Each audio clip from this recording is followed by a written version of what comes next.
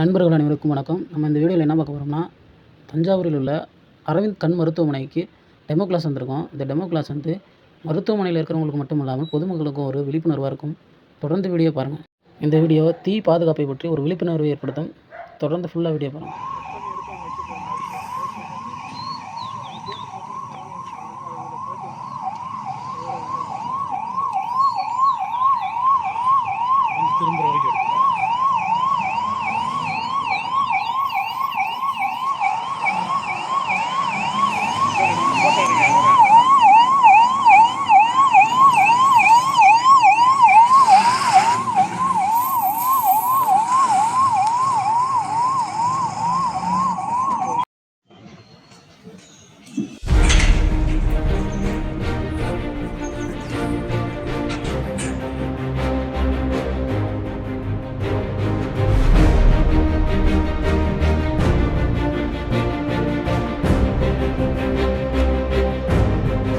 Powder காசுல அந்த பக்கம் போகுது.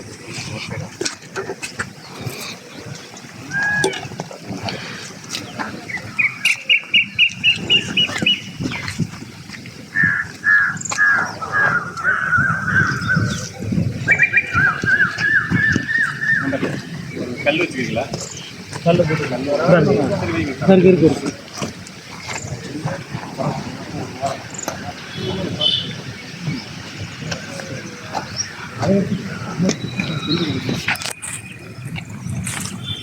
பயிர் ஆரம்ப கட்ட பயிரெல்லாம் எப்படி அணைக்கிறது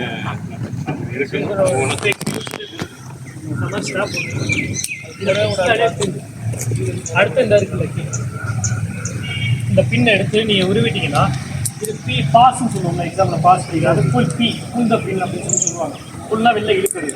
இதை எடுத்துட்டு அடுத்த நெக்ஸ்ட் இதை எடுத்து ஏ அடுத்து எஸ்ன்னா இந்த ஸ்குவீஸ் அமுக்கு உங்களை புரியும். உங்களை நம்ம பழத்தை புரிகிற மாதிரி புரிஞ்சுட்டு இப்படி ஸ்வீப் லைட்டாக அப்படி நம்ம கூட்டுற மாதிரி இப்படி பண்ணிங்கன்னா அந்த இடத்துல அனுப்பும் பயிர்.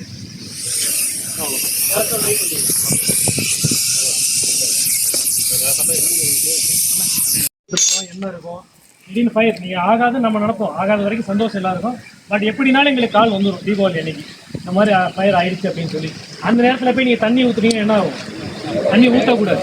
அது தண்ணி வந்து அடர்த்தி வந்து கூட அது கீழே போய் உட்காந்துட்டு எண்ணெய் மேலே தெரிக்கும். நீங்கள் பொறுமையாக எப்படியாக ஊற்றுவோம் எரியுதுன்ற வேகமாக ஊற்றுவோம். அது போய் எண்ணெய் தெரிக்கிற இடத்துல எல்லாத்துலையும் பிடிக்கும். பிடிச்சிச்சுன்னா அப்புறம் என்ன வீடு பெருசாக பயிராகும்.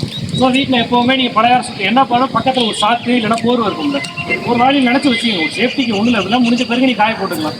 பிளாங்கெட்டிங் மெத்தட் எப்போவுமே இப்படி அணைக்கக்கூடாது. உங்கள் மூஞ்சில் அடிச்சிடும். இப்படி நிற்கிறீங்கன்னா அதே மாதிரி ஒருத்த காலம் ஃப்ரெண்டில் வச்சுக்கோங்க. இப்படி சாக்க போட்டு ஒரு ஆள் வரீங்களா?